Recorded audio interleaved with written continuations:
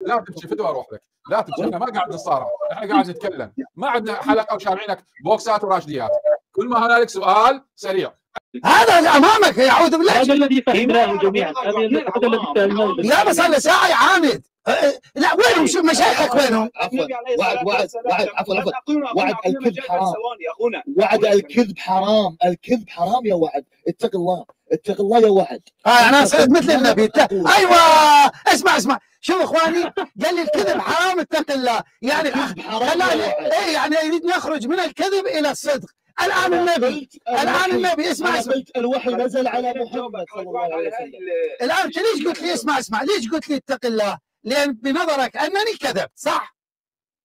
الكذب حرام. انطقه الله بالحق. اي والله اي والله. خلاص يا استاذ محمد بالله عليك اعطينا مجال استاذ محمد. انا قلت الوحي نزل على محمد صلى الله عليه وسلم. ايوه نزل. اوقف نزل شنو؟ الان نزل على النبي محمد صلى الله عليه واله، قال له لا تطع الكافرين والمنافقين. انا سالتك كم مره هل النبي كان يطيع فنهاه الله؟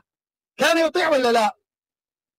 يا رجل الوحي نزل على النبي الكريم ويقول الله يا ايها النبي اتقي الله ولا تطع الكافرين والمنافقين، وانت تخوض في ايات الله. هل كان يطيع يا عمي يا ناس؟ هل كان يطيع؟ وجبت لنا السكر يا بشر.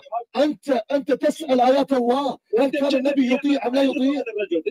يا رجل انت تجادل ايات الله، انت تجادل ايات الله سبحانه وتعالى. تمام اخونا هو عم جادل، والله انت ما تعرف شيء يا رجل، اسكت يا رجل. شفت اخواني المعاناه اللي نعانيها؟ هاي النماذج موجوده. حاج وعد النبي عليه الصلاه والسلام.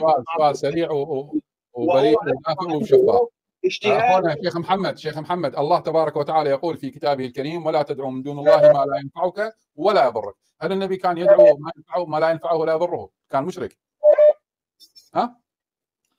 انا لم اقول شيء سلبي على النبي.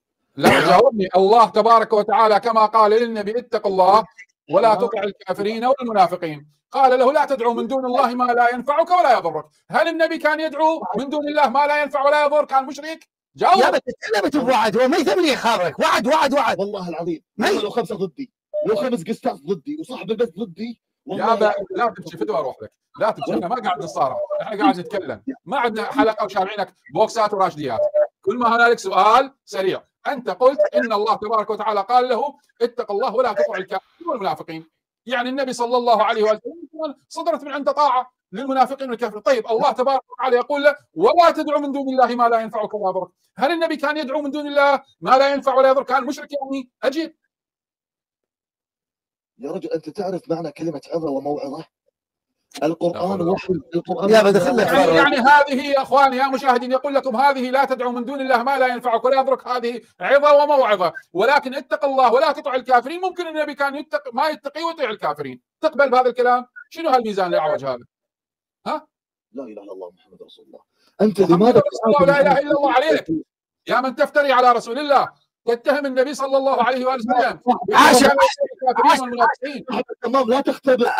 لحظه شيخ محمد، عاشق انت مو سني، عاشق اخونا. عمي الله يرضى عليك، احنا الشيعه مثلا ما يتقبل من عندنا.